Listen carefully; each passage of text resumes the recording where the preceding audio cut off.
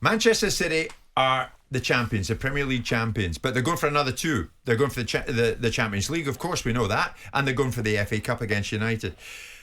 No, where do you stand in this? Because fans of other clubs will constantly tease you about this. Are Manchester City the greatest champions or the greatest cheats? Well, we don't know, do we?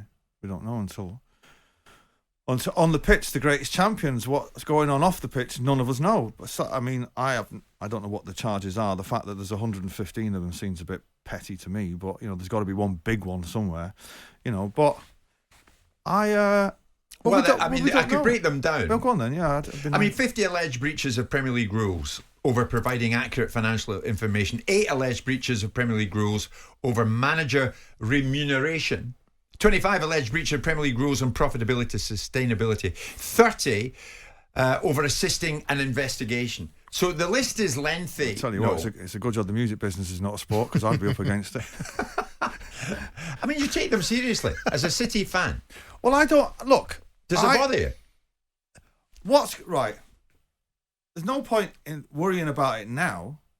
The FA and the Premier League have been after City for a while, and what will be will be. How do you mean they've been after City for a while? Well, there's been talk of the FFP thing for a while, and I don't know what to make of it. I'm sure that there's the FA and the Premier League have got their people saying that it's this, and I'm sure City have got their people saying it's that. Somewhere in the middle, it will all come out in the wash, and then the sanctions will be whatever they are should City get found guilty, and then we'll all move on. But at the expense of rattling Simon's cage here, I would say to all the Geordies listening, I've heard all the radio this morning about Newcastle and it's great and all that, and it is great and it's wonderful. Wait till you start winning something.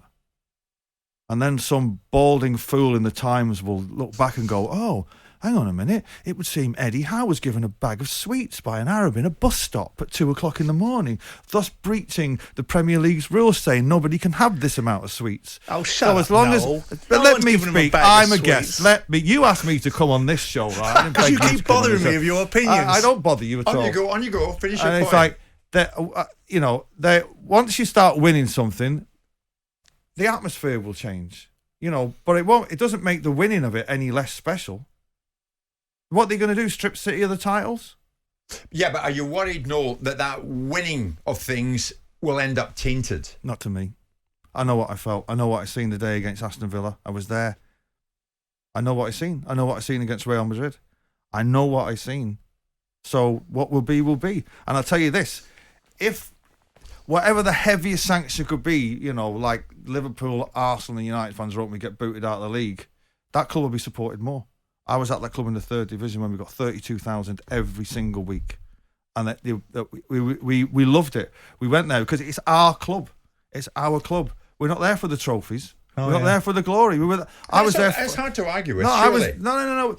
There was a hardcore of that support. 32,000. We will nothing. Yes. Paul Dickoff scored a goal against Chesterfield. We all know the story. I don't expect you. That's hard to argue with. And that's fair. fine. They're a big football club in that respect, and they dropped down 2 leagues and landed in League One, got themselves back up again. But we're not talking about that now. We're talking about the nature of being at the top end of the pyramid. What Noel's indulging is a victim's complex, is that people are suggesting that because they're winning something, they want after them. This isn't something that's a debate. They've been sanctioned. They were sanctioned in 2011 or 2012 for breaching financial fair play. They took a £60 million fine. It got reduced for good behaviour down to 20 minutes. This is not a debate. I paid half for that. At one tour. Yeah, I can imagine. Yeah, absolutely, out of the royalties.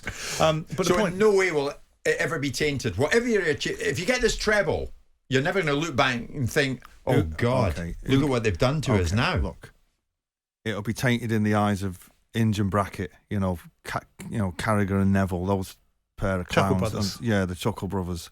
And it'll be tainted in Arsenal fans' eyes. But who cares? I don't care. I'll pay the fine. Which one's Hinge and which one's Brackett? Brackett and Hinge. Gary Neville is Brackett and Jamie Carragher's Hinge. Hinge and Brackett.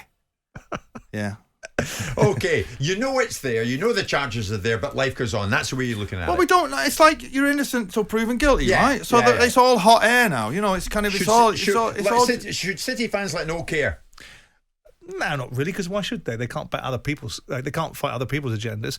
I've never had a problem with City on the field. Combination of two things there. With City on the field, I don't like the stance. If you're not guilty of something, clean it up, clear it up.